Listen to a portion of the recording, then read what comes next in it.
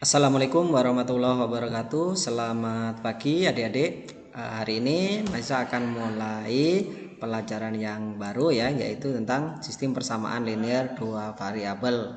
Nah, untuk sistem persamaan linear dua variabel ini ada pada materi SMP kelas 8, kemudian nanti di SMA atau SMK nanti akan diulangi lagi pada kelas 10 di SMA atau SMK.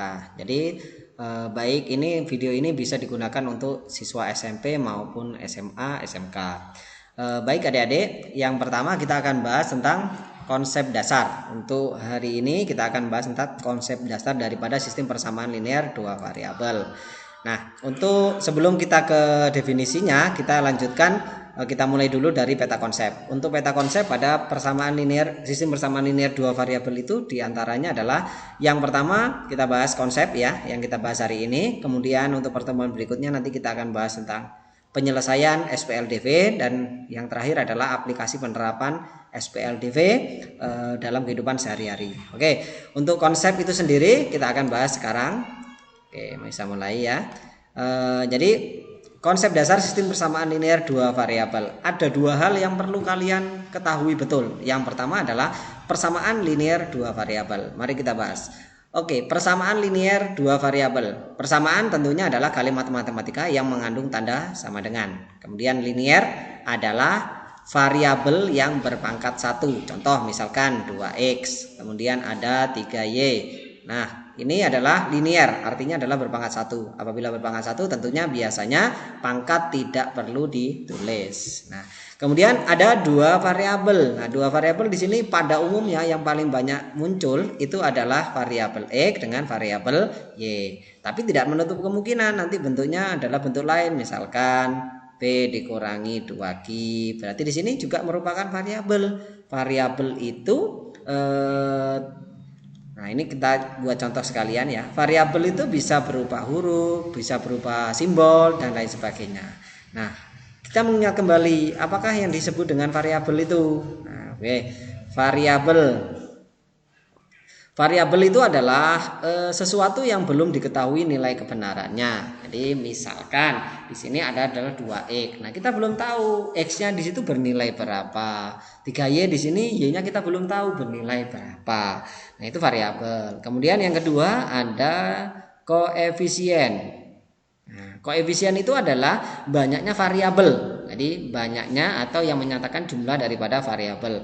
Nah, di sini kalau kita lihat di contoh ini, koefisiennya itu adalah koefisien dari x adalah 2. Sedangkan koefisien dari y adalah 3. Nah, ini menyatakan banyaknya variabel. Sedangkan yang ketiga ada konstanta. Untuk konstanta ini adalah bilangan yang berdiri sendiri. Nah, seperti 7, 6 ini disebut sebagai konstanta. Nilainya tetap.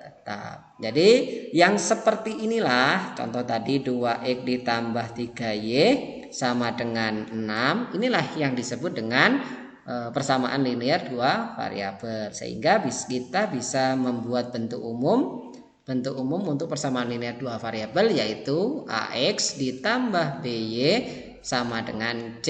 Nah, jadi ini merupakan bentuk umum daripada persamaan linear dua variabel. Baik, masih saya lanjutkan ya Dede ya.